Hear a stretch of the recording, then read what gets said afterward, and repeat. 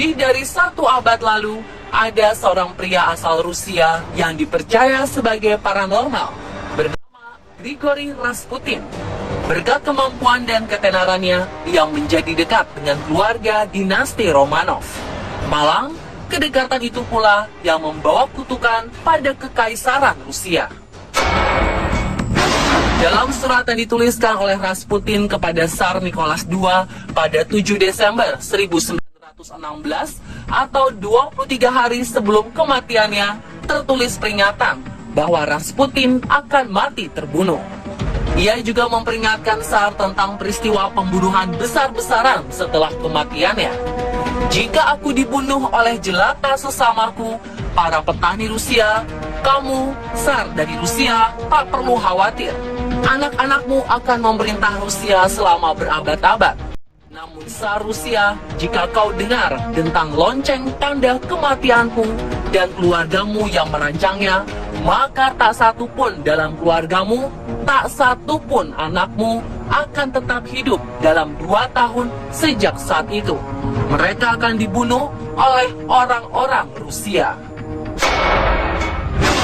Dan ternyata ada anggota keluarga dinasti Romanov di antara pelaku pembunuhan terhadap Rasputin. Kutukan Rasputin pun kemudian menjadi kenyataan. Muncul keonaran di Rusia, dan keluarga Tsar yang diasingkan di penjara Siberia akhirnya dieksekusi secara mengenaskan pada 17 Juli 1918, 19 bulan setelah kematian Rasputin. Lalu siapakah sebenarnya Grigori Rasputin?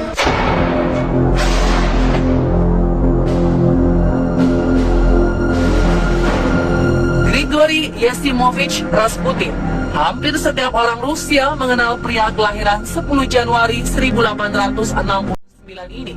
Awalnya tak ada yang istimewa darinya, hingga pada suatu hari masyarakat di sekitarnya mulai merasakan adanya kekuatan gaib pada diri Rasputin. Saat itu, sekelompok petani berjalan mencari tahu siapa yang telah mencuri kuda. Rasputin yang sedang terbaring sakit di tempat tidur, tiba-tiba beranjak dari tempat tidurnya dan menunjuk salah satu petani yang dianggapnya sebagai pencuri kuda. Petani yang dituduh menyangkal tuduhan Rasputin dan memukul Rasputin karena tidak terima dirinya dituduh begitu saja. Hingga akhirnya perkataan Rasputin mulai menunjukkan tanda-tanda kebenaran. Pada malam harinya, 2 petani lain mengikuti seorang petani yang ditunjuk oleh Rasputin sebagai pencuri. Dan tuduhan Rasputin pun terbukti. Petani tersebut terlihat memimpin kuda dari gudang dan membawanya ke dalam hutan. Sejak saat itu, Rasputin dianggap sebagai seorang paranormal.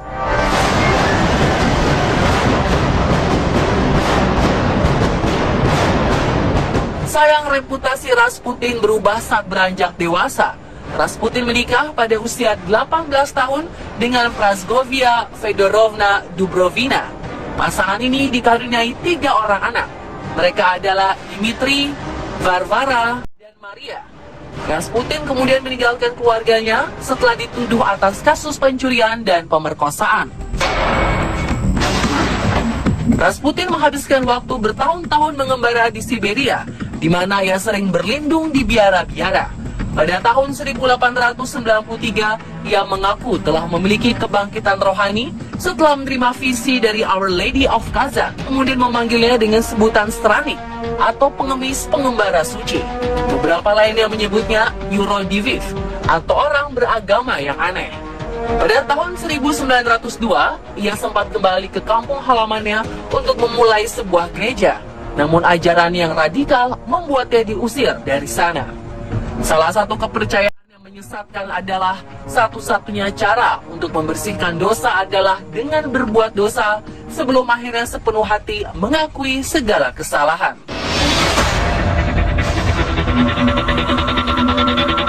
Setelah mengundang banyak perempuan untuk berbuat dosa, pada tahun 1903, ia dengan cepat melarikan diri ke Kiev. Di sana, Rasputin melunakkan ajarannya dan membuat otoritas gereja terkesan dengan pidato dan pemahaman kitab sucinya. tahun 1905, ia kembali mengembara ke Petrograd, ibu kota Kekaisaran Rusia. Dan sepertinya Rasputin datang di saat yang tepat, karena skandal korupsi di gereja Ortodoks Rusia membuat masyarakat mulai mencari agama alternatif. Dengan mata dan suara yang bisa membuat siapa saja terhipnotis, ia dikenal sebagai paranormal sekaligus orang pintar yang dapat menyembuhkan segala penyakit. Dari mulut ke mulut, reputasinya tersebut mengantarkan Rasputin bertemu dengan keluarga kekaisaran Tsar Nicholas II yang memiliki seorang anak penderita hemofilia.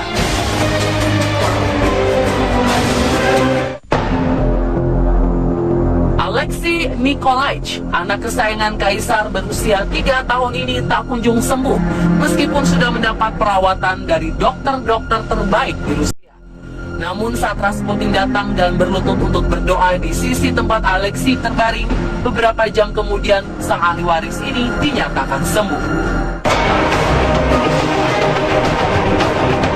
Semenjak itu Rasputin mendapat tempat tersendiri di keluarga dinasti Romanov. Dinasti Romanov sampai memberikannya perlindungan 24 jam di bawah pengawasan polisi rahasia. Namun yang terjadi di luar dugaan. Ketika sedang tidak mengajar atau menyembuhkan, ia berada di bar. Ia juga masih belum berubah dengan tidak membatasi diri menghabiskan waktu bersama para wanita, termasuk para bangsawan. Melihat kelakuan Rasputin, para polisi tersebut melaporkannya kepada Tsar Nicholas II dan istrinya Alexandra. Namun mereka menolak untuk mempercayainya dan menuduh laporan itu hanya untuk menyudutkan Rasputin yang dianggap sebagai penyelamat putranya. Pada tahun 1914, Perang Dunia Pertama pecah. Saat itu juga, Tsar Nicholas II pergi untuk memimpin perang dan berpesan kepada Rasputin agar menjaga Rusia keluar dari konflik yang sedang terjadi. Tetapi pesan Tsar Nicholas II seolah diabaikan. Dengan sikapnya tidak berubah, ketika sang kaisar berperang, ia mulai memasukkan teman-temannya dan mengusir para kritikus. Nah, sampai di situ saja. Di luar istana kekaisaran, Rasputin mengaku sebagai seorang kaisar. Tak sedikit yang mempercayai ucapannya ini. Hal inilah yang kemudian membuatnya memiliki banyak musuh dan menjadi sasaran pembunuhan. Tapi tentu saja bukan perkara mudah untuk membunuh sang paranormal, karena Rasputin ternyata seseorang yang kebal pada racun.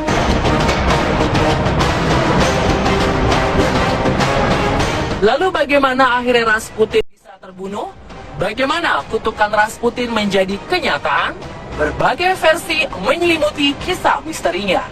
Saksikan kelanjutan misteri kematian paranormal Rusia Grigori Rasputin esok hari di jam yang sama.